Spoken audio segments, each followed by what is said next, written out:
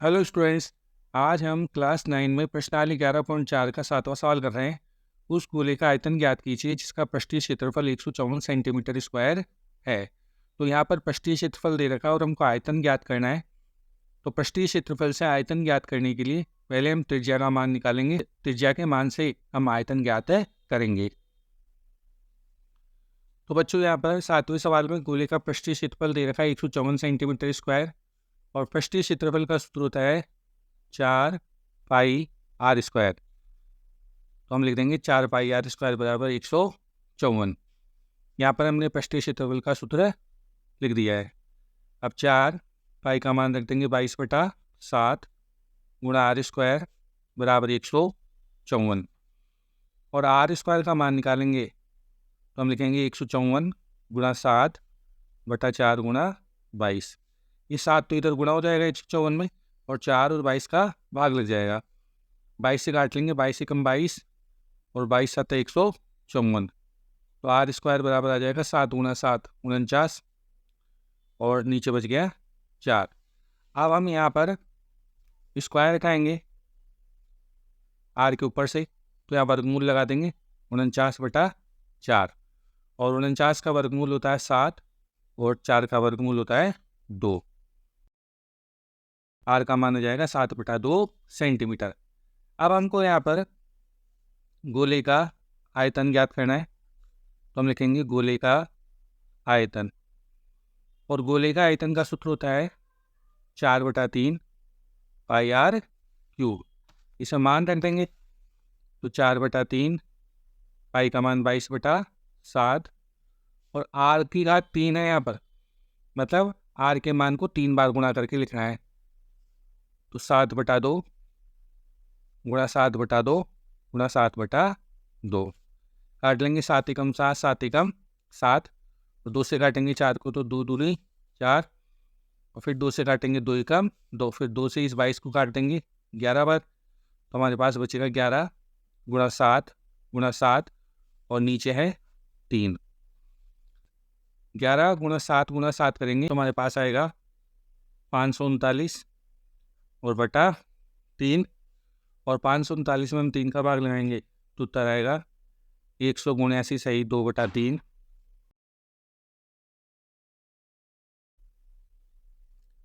Eight question है, यदि किसी भवन का गुंबद एक अर्ध गोले के आकार का है, अंदर से इसमें सफेदी कराने में 498.96 रुपये व्यय हुए, यदि सफेदी कराने का दर 2 रुपये प्रति वर्ग मीटर है तो ज्ञात कीजिए गुंबद का आंतरिक व पृष्ठीय क्षेत्रफल, गुंबद के अंदर की हवा का आयतन। तो यहाँ पर हमको सफेदी कराने का व्यय दे रखा है और उसकी दर दे रखी है। तो पहले हम क्षेत्रफल ज्ञात करेंगे और उस क्षेत्रफल से हम त्रिज्या ज्ञात करेंगे और उस त्रिज्या से हम आयतन ज्ञात करेंगे। तो बच्चों, यहाँ पर सफेदी कराने का व्यय देते 498.96 रुपये और सफेदी कराने की दर दे रखी है 2 रुपये प्रति वर्ग मीटर। इस बात का मतलब है कि 1 वर्ग मीटर पर अगर हम सफेदी करवाएं तो उसका खर्चा 2 रुपये आता है और ऐसे कुल मिला के 498.96 रुपये सफेदी कराने का व्यय है। तो अगर हमको कितने क्षेत्रफल पर हमने सफेदी कराई है वो ज्ञात करना है तो इस व्यय में हम इस दर का भाग लगा देंगे। तो हम लिखेंगे, तो बच्चों हमने लिखा है गुंबद का आंतरिक व पृष्ठीय क्षेत्रफल और इसको हम कैसे ज्ञात करेंगे कि जो सफेदी कराने का व्यय है उसमें सफेदी कराने की दर का हम भाग लगा देंगे। तो हम लिखेंगे गुंबद का आंतरिक व पृष्ठीय क्षेत्रफल बराबर सफेदी कराने का व्यय बटा सफेदी कराने की दर। अब जो सफेदी कराने का व्यय है वो तो है 498.96 और जो सफेदी कराने की दर है वो 2 रुपये। तो 498.96 में हम 2 का भाग लगा देंगे तो हमारे पास आएगा 249.48 मीटर स्क्वायर। ये हमारे पास गुंबद का आंतरिक व पृष्ठीय क्षेत्रफल आ जाएगा। तो बच्चों हम लिख देंगे गुंबद का आंतरिक व पृष्ठीय क्षेत्रफल बराबर 249.48 मीटर स्क्वायर। ये हमने निकाल लिया। अब जो पृष्ठीय क्षेत्रफल होता है उसका सूत्र होता है 2πr² वक्र पृष्ठीय क्षेत्रफल गुंबद का, और यहाँ पर गुंबद अर्धगोले के आकार का है इसलिए 2πr² सूत्र लगा दिया। और इसको बराबर कर देंगे हम 249.48 के। यहाँ पर हमने आंतरिक वक्रपृष्ठीय क्षेत्रफल का सूत्र लिख दिया है। अब 2 गुणा पाई का मान 22/7 गुणा आर स्क्वायर बराबर 249.48 और आर स्क्वायर का मान निकालने के लिए 7 तो ऊपर गुणा हो जाएगा और 2 और 22 का भाग लग जाएगा। तो हम लिखेंगे 249.48 गुणा 7/2 गुणा 22। तो लिखेंगे आर स्क्वायर बराबर 24,948 गुणा 7/2 गुणा 22। यहाँ से हमने पॉइंट हटाया है, पर पॉइंट के बाद 2 अंक है इसलिए नीचे आ जाएंगे 100। अब 22 से काटेंगे, तो 22 से काटेंगे इसको तो आएगा 1134 और फिर 1134 को हम 2 से काटेंगे तो आएगा 567। तो यहाँ पर बचेगा 567 गुणा 7/100। तो आर स्क्वायर बराबर हो जाएगा 567 को हम 7 से गुणा करेंगे तो यह आएगा 3,969/100। और जब यहाँ से स्क्वायर उठाएंगे तो इधर वर्गमूल ले लेंगे तो 3,969/100 और 3,969 का वर्गमूल होता है 63 और 100 का वर्गमूल होगा 10। और यहाँ पर 10 है तो एक अंक बाद दशमलव लगा देंगे तो आ जाएगा 6.3 मीटर।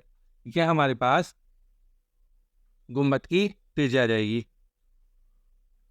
अब बच्चों हमको यहाँ पर गुंबद के अंदर हवा का आयतन ज्ञात करना है और गुंबद अर्धगोले के आकार का है और अर्धगोले के आयतन का सूत्र होता है 2/3 पाई आर क्यूब। तो अब यहाँ पर हम मान रखेंगे तो 2/3 पाई का मान 22/7 और आर का मान निकाला हमने 6.3 और 63/10 भी लिख सकते हैं। तो हम ये 63/10 ही लिख देंगे क्योंकि फिर गणना करेंगे तो दशमलव उठाएंगे इसलिए सीधे ही 63/10 लिख देंगे। काट लेंगे 7 एकम 7 7 नाम 63, 3 से काटेंगे 3 एकम 3 3 तिया 9। तो यहाँ बचेगा 2 गुणा 22 गुणा 63 गुणा 63 गुणा 3 और नीचे बचेगा 10 गुणा 10 गुणा 10। अब हम 2 गुणा 22 गुणा 63 गुणा 63 गुणा 3 करेंगे तो हमारे पास आएगा 5,23,908। 10 गुणा 10 गुणा 10 करेंगे तो 1,000 आएगा।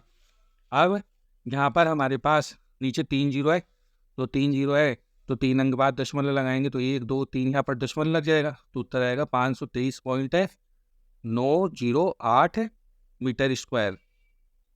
और अगर यहाँ हम इसको राउंड ऑफ करें तो इस स्थान से राउंड ऑफ करें तो यह अंक 5 से छोटा है इसलिए पीछे के सभी अंक कट जाएंगे तो उत्तर आएगा 523.9 मीटर स्क्वायर और हम लिख देंगे लगभग।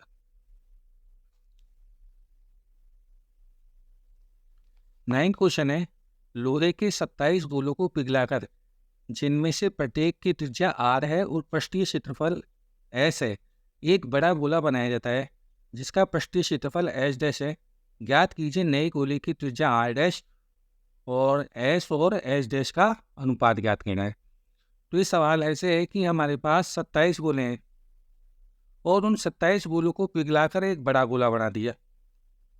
तो जो 27 छोटे गोले हैं उनमें प्रत्येक की त्रिज्या तो आर है और पृष्ठीय क्षेत्रफल एस है और जो नया बड़ा गोला बना है ना उसकी त्रिज्या तो आर डैश है और क्षेत्रफल एस डैश है।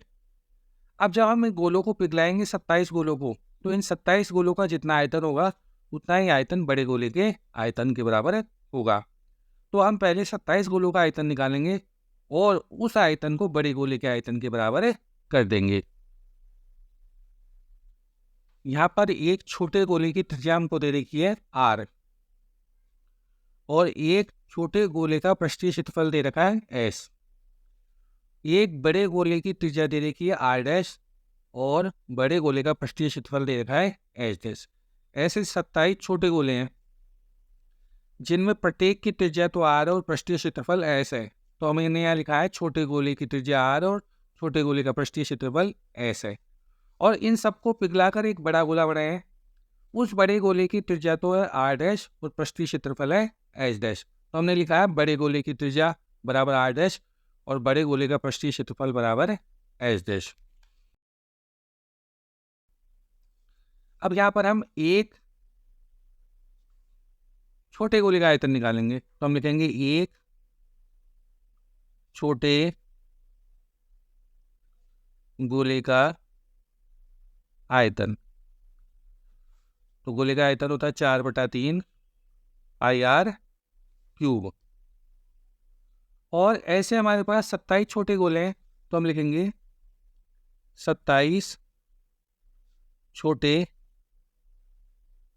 गोलों का आयतन। यहाँ पर एक छोटे गोले का आयतन इतना है और 27 छोटे गोले हैं, तो इसको हम 27 से गुणा कर देंगे तो 27 छोटे गोलों का आयतन आ जाएगा। तो हम लिखेंगे 27 गुणा 4/3 पाई आर क्यूब। और अब हम लिखेंगे बड़े गोले का आयतन। और जो बड़ा गोला है उसकी त्रिज्या आर डैश, तो आयतन हो जाएगा 4/3 पाई आर डैश की घात 3। यहाँ पर वापस समझेंगे, सूत्र तो वही लगेगा 4/3 पाई आर क्यूब, लेकिन यहाँ पर त्रिज्या आर डैश है, इसे हम लिखेंगे आर डैश की पावर 3। अब बच्चों ध्यान से बनना है कि ये जो 27 छोटे गोले हैं इन्हीं को पिघला कर नया बड़ा गोला बनाया है। इसका मतलब है कि ये आयतन और ये आयतन दोनों बराबर है, तो इन दोनों आयतनों को हम बराबर कर देंगे। तो हम लिखेंगे बड़े गोले का आयतन बराबर 27 छोटे गोलों का आयतन। तो बड़े गोले का आयतन तो है 4/3 पाई आर डैश क्यूब, और 27 छोटे गोलों का आयतन है 27 गुणा 4/3 पाई आर क्यूब। अब यहाँ पर ये 4/3 पाई का इधर भाग लग जाएगा, तो आर डैश क्यूब बराबर आ जाएगा 27 गुणा 4/3 पाई आर की पावर 3 बटा 4/3 पाई। 4/3 पाई से 4/3 पाई कट जाएगा, तो हमारे पास बचेगा आर डैश की पावर 3 बराबर 27 गुणा आर की पावर 3। अब बच्चों हम यहाँ पर 27 को लिख सकते हैं 3 गुणा 3 गुणा 3, तो 3 की घात 3 हो जाएगा, क्योंकि 27 को हम लिख सकते हैं 3 गुणा 3 गुणा 3। तो हम लिखेंगे आर डैश की पावर 3 बराबर 3 की पावर 3 गुणा आर की पावर 3। अब यहाँ पर सबकी पावर 3 है, तो सब में से 3 पावर हटा देंगे, इसका मतलब है यहाँ पर हम घनमूल ले लेंगे। तो आर डैश बराबर बचेगा 3 गुणा आर, तो आर डैश का मान आ जाएगा 3 आर। मतलब जो बड़ा गोला बनाए उस बड़े गोले की त्रिज्या छोटे गोले की त्रिज्या की 3 गुनी है। अब हमको इनके पृष्ठीय क्षेत्रफलों का अनुपात ज्ञात करना है, एस और एस डैश का अनुपात। तो पहले हम एस डैश निकालेंगे, फिर एस निकालेंगे और फिर दोनों का अनुपात निकालेंगे। तो हम लिखेंगे बड़े गोले का पृष्ठीय क्षेत्रफल। बड़े गोले का पृष्ठीय क्षेत्रफल एस डैश है और पृष्ठीय क्षेत्रफल का सूत्र होता है 4 पाई आर स्क्वायर, और यह आर डैश है इसकी त्रिज्या है, इसलिए आर डैश स्क्वायर लिखेंगे। अब यहाँ आर डैश का मान 3 आर के बराबर है, तो यहाँ 3 आर लिख देंगे, तो एच डैश बराबर आ जाएगा 4 पाई 3 आर का होल स्क्वायर। तो एच डैश बराबर 4 पाई 3 का स्क्वायर तो 9 हो गया, और आर का स्क्वायर आर स्क्वायर हो गया, और 4 को 9 से गुणा करेंगे तो 36। तो एच डैश बराबर आ जाएगा 36 पाई आर स्क्वायर। ये हमने पृष्ठीय क्षेत्रफल निकाल लिया बड़े गोले का। अब हम पृष्ठीय क्षेत्रफल निकालेंगे छोटे गोले का। तो हम लिखेंगे एक छोटे गोले का पृष्ठीय क्षेत्रफल, और छोटे गोले का पृष्ठीय क्षेत्रफल एस है और त्रिज्या आर है, तो हम लिखेंगे 4 पाई आर स्क्वायर, ये क्षेत्रफल आएगा। अब इन दोनों का अनुपात निकालना है, तो हम लिखेंगे एस और एच डैश का अनुपात। मतलब हमको याद करना है एस अनुपात एच डैश। एस का मान तो है 4 पाई आर स्क्वायर और एच डैश का मान है 36 पाई आर स्क्वायर। पाई से पाई कट गया, आर स्क्वायर से आर स्क्वायर कट गया, तो बचेगा 4/36। और 4 और 36 को हम काट लेंगे, 4 एकम 4, 4 नाम 36। तो एस और एस डैश का अनुपात आ जाएगा 1:9। 10th क्वेश्चन है, दवाई का एक कैप्सूल 3.5 mm व्यास का एक गोला है। इस कैप्सूल को भरने के लिए कितनी दवाई mm³ में आवश्यकता होगी। मतलब एक कैप्सूल है जो गोले के आकार का है और उसके अंदर कितनी दवाई भर सकती है हमसे पूछ रहा है। तो जितना गोले का आयतन होगा उतनी उसमें दवाई भरी जा सकेगी। तो हम यहाँ पर व्यास दे रखा है, व्यास से हम त्रिज्या निकाल लेंगे और त्रिज्या से गोले का आयतन निकालेंगे। जितना आयतन होगा उतनी उसके अंदर दवाई भरी जा सकती है। तो हम लिखेंगे, यहाँ पर गोले का व्यास दे रखा है 3.5 mm। तो व्यास से हम पहले निकालेंगे त्रिज्या, और त्रिज्या आर का मान निकालने के लिए 3.5 में भाग लगा देंगे 2 का। अब यहाँ पर पॉइंट है, पॉइंट हटाएंगे तो नीचे 10 आएंगे, तो हम लिखेंगे 35/2 × 10। और 5 के पहाड़े से काट लेंगे, 5 7 35, 5 दूनी 10। तो त्रिज्या आ जाएगी 7 और 2 × 2 जाएगा 4, 7/4 mm। अब हमको ये निकालना है कि कैप्सूल के अंदर कितनी दवाई भरी जा सकती है। तो कैप्सूल के अंदर उतनी दवाई भरी जा सकती है जितना उसका आयतन है। तो हम लिखेंगे कैप्सूल का आयतन, और कैप्सूल गोले के आकार का है, तो हम लिखेंगे इसका सूत्र 4/3 πr³। 4/3, पाई का मान 22/7, आर की घात 3 है, तो 7/4 को 3 बार गुणा करके लिख देंगे। अब इसको हल करेंगे, 7 एकम 7, 7 एकम 7, 4 एकम 4, 4 एकम 4, और 2 से काट देंगे 22 को 11 बार, और 4 को काट देंगे 2 बार। तो यहाँ बचेगा 11 × 7 × 7, और नीचे बच जाएगा 3 × 2 × 4। अब 11, 7 और 7 को गुणा करेंगे तो आएगा 539, और 3 × 2 × 4 करेंगे तो आएगा 24।